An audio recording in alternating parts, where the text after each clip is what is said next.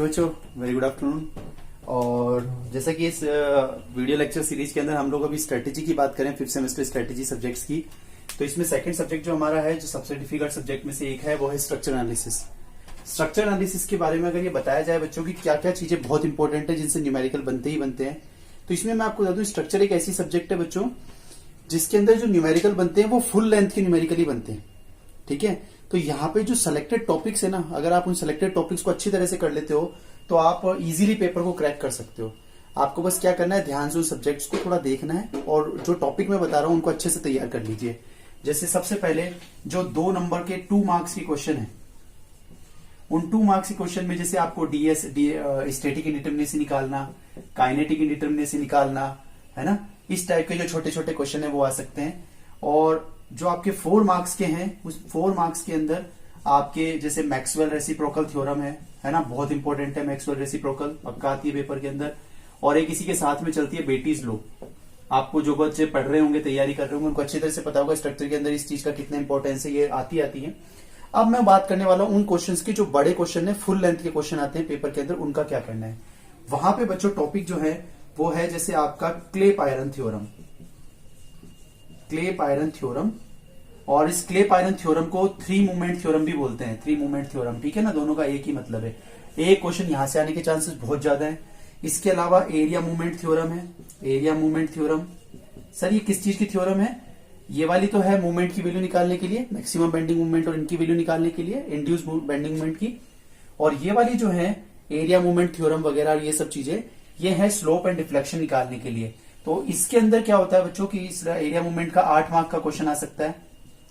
ठीक है, और इसके अलावा जो बिग लेंथ क्वेश्चन है दैट इज मूवमेंट डिस्ट्रीब्यूशन, पक्का गारंटेड क्वेश्चन है मूवमेंट डिस्ट्रीब्यूशन से, 100% confirmed question. Movement distribution method जिसमें 2 टाइप के हैं, एक तो नॉन स्वे और एक स्वे। तो जो स्वे वाला क्वेश्चन आता है वो कंफर्म रहता है, पक्का पक्का। ठीक है, तो 100% यहां से आता है। इसके अलावा एक टॉपिक है slope deflection equation, slope deflection equation वाला मेथड, वो भी उसमें भी स्वे और नॉन स्वे 2 मेथड है ना, नॉन स्वे और स्वे। तो वहां से भी क्वेश्चन कंफर्म आता है।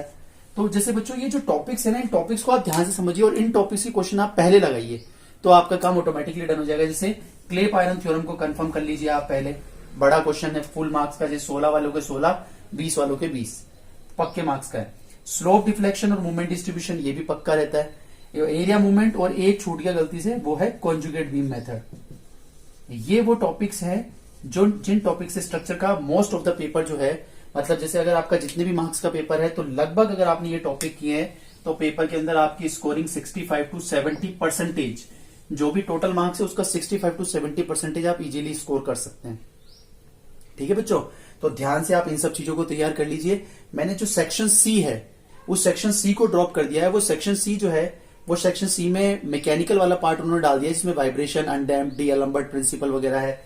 तो ये जो 4 नंबर की इसकी बात कर रहे थे ना अपन, इसके अंदर वो डी एलम्बर्ट प्रिंसिपल, वो भी बहुत बार पूछा जाता है ना।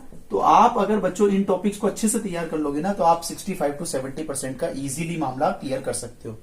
ठीक है, ये इस जो ये लेक्चर सीरीज हमारी अभी चल रही है, इनके अंदर हम केवल सब्जेक्ट की स्ट्रेटेजी की बात कर रहे हैं, उन टॉपिक्स की बात करें जिनको इजीली पढ़ के, पहले पढ़ के, कम टाइम में पढ़ के और इजीली स्कोर किया जा सकता है।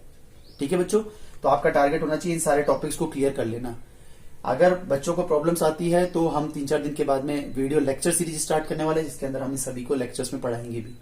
ठीक है, तब तक के लिए आप लोग अपने बेसिस पर, अपने लेवल पर इन सारे टॉपिक्स को तैयार कर लीजिए। ठीक है, जिस बच्चे ने ये 5 जितनी भी चीज बोर्ड पे लिखी हुई, अगर ये सब तैयार कर लिया तो वो इजीली कोई भी ईयर का आरटीयू का पेपर उठा के देख ले, वो डेफिनेटली पेपर में से 70-80% पेपर को कर देगा इजीली। ठीक है, क्योंकि most of the structure paper में यही है। अब ये बात तो उन बच्चों के लिए जिनका 5th सेम का या तो इस बार मेन देने वाले हैं या फिर बैक देने वाले हैं। सर जिनका रीबैक और बहुत पहले वाले बच्चे हैं, 2012, 13, 14, 15, वो सब बच्चे हैं, उनके लिए अब की बार पेपर लगने वाला है टॉस 1 का। टॉस फर्स्ट होती थी हमारे टाइम पे